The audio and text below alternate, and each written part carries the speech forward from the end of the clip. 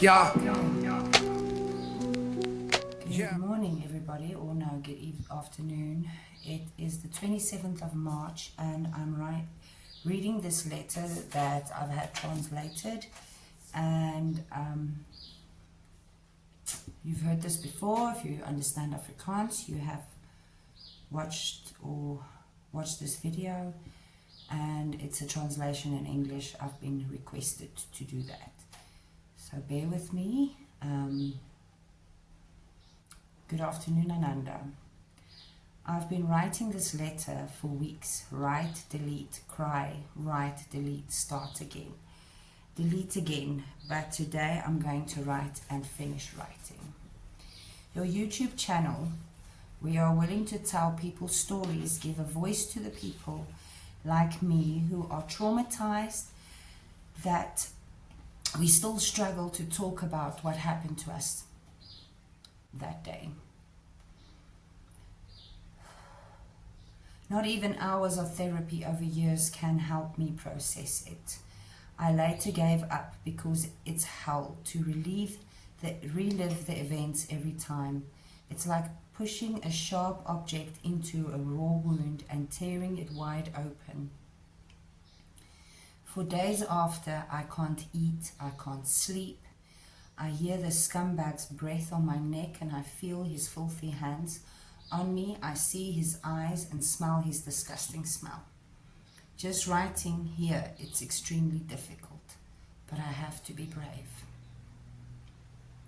My husband and I have 3 kids, 2 brothers and a sister. In 2011, they were 7, 3, and 8 months old. My husband was at work a few years before the retrenchment, and like many other fathers, he went to work overseas. Every 6 months he came home for 6 weeks, and then he was gone again. I stayed at home, ran my clothing store, and raised my children. The longing was great and the distance was far, but it was the only option for us at that stage. My mother came to stay with me and looked after my baby girl during the day. I want to tell you about the children first. My oldest boy loved bugs and plants and fish and dinosaurs. I was always taking things out of his closet, like lizards that would fall on me when I took out his clothes, or one mouse and her babies in his sock drawer. Going to school was a punishment for him. For the first day and many times, I had to close the shop and rush to school to go look for him when he wandered off after bugs during recess and was later found streets away from the school. I'm very proud of his hunt for the day. A blue-headed lizard, a runaway dog, a Hottentotsgod, it's a prey mantis, even once a scorpion. Little brother loved anything that had wheels, or that could throw or catch or kick. Bicycles, skateboards, cricket bats, rugby balls, you name it, and a real prankster. He enjoyed nothing more than pulling his mum's soul out and warning her that if he wasn't allowed to play outside a little longer, he would put his big brother's bugs in my bed if I wasn't looking. Sister, my little baby girl, was still small and couldn't walk. Her brothers looked after her like gold. It was nothing to them to push her to sleep in a pram when Mom was cooking in the evenings, or to give her a bottle or play with her. Her bigger brother always read a little and would just make up stories. Her big brother could already read a little and would make up stories by himself if he didn't know the words. In October 2011, 2 days after my husband returned home,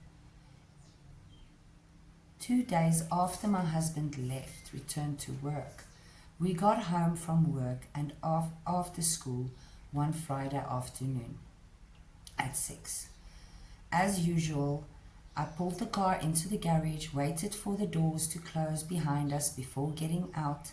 I went into the kitchen and filled the cat's food bowl, quickly put the boy's pizza on a plate and turned on the TV. I bathed and dressed Sissy, my little baby girl, fed her and sat down with her brothers on the lounge rug. I went to the kitchen and put on the kettle for a cup of tea for Grandma and me.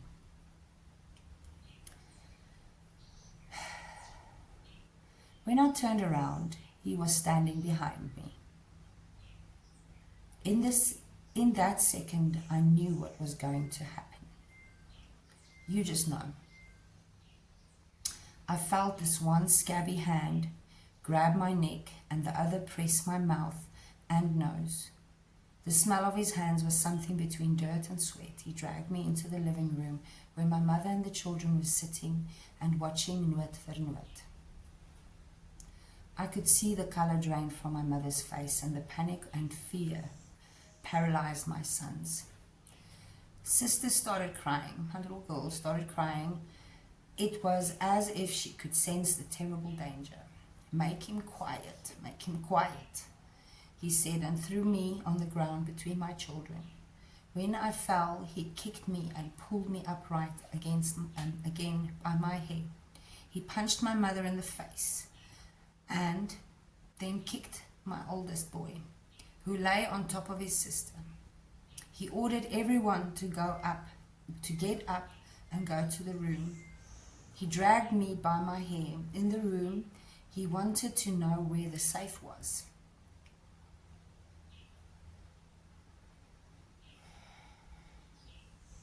I showed him, entered the code, opened the safe with my gun in it. He grabbed the gun and put it in my mouth while he ordered my mother and the children to climb in the closet. He pushed my mother into the closet so hard that she cracked her head open on the rail where the hangers hung. You know what happened next? I don't have to say. I tried not to make a sound because I didn't want my children to hear it. It felt like years. Later, I stopped registering what was happening, and I must have fainted a few times from pain. When I came to once again, he was gone. By the time I could get up, it was starting to get light. There was blood everywhere. When I opened the cupboard, my children looked old. Their little faces were frozen. Their little eyes looked like old men. My mother's mind was gone. She was 78. I called the pediatrician. It was the last number on my phone that I had called the previous afternoon to make an appointment for my little girl. He showed up, called his wife to come, cried, and took me to the hospital in his car. His wife called the police and the ambulance.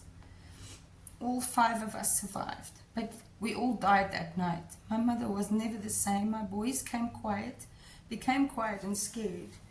Luckily, my sister was still little.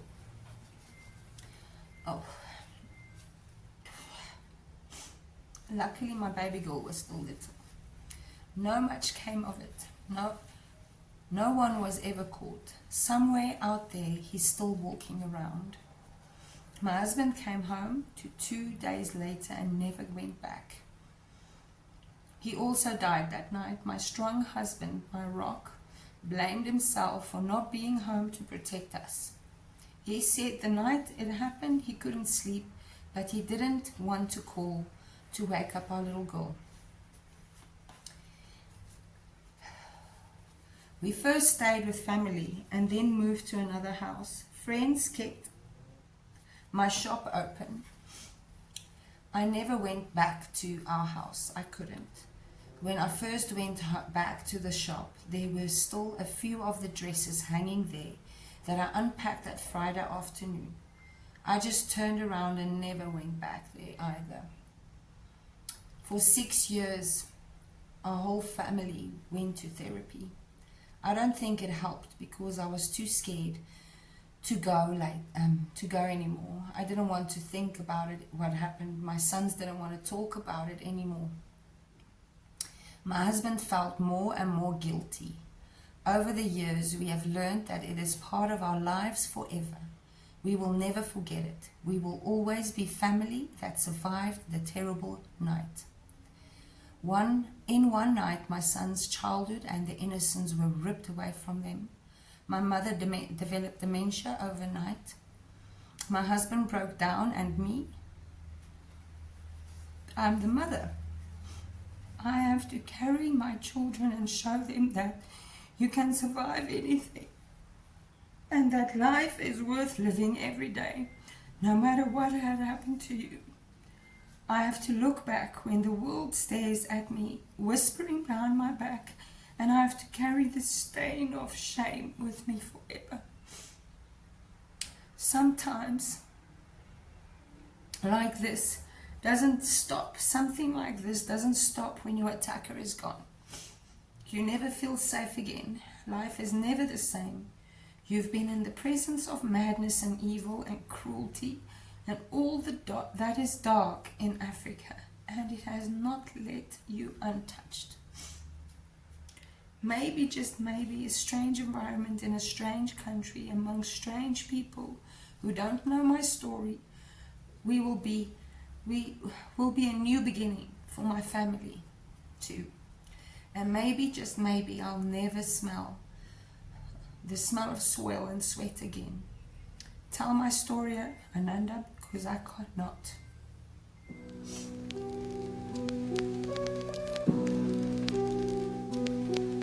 Ja,